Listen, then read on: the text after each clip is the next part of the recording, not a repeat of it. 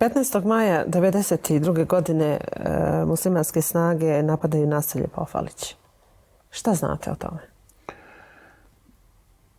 Pa još sam bio u Sarajevu i to snažno dejstvo se itekako osjetilo. Čuje se.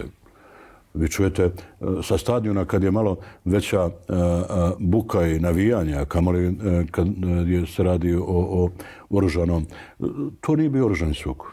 To je bio napad na nebranjeni dio grada, uglavnom na civilno stanovništvo i vjerujte da i dan danas ima žrtava čija se sudbina ne zna.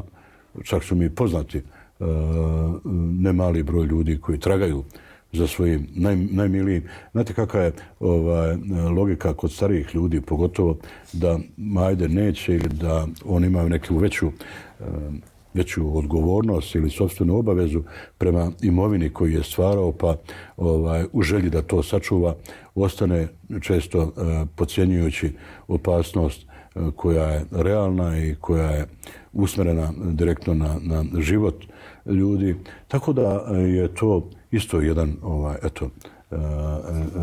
sraman napad na civilno stanovništvo koji po svim konvencijama bi morao biti sankcionisan.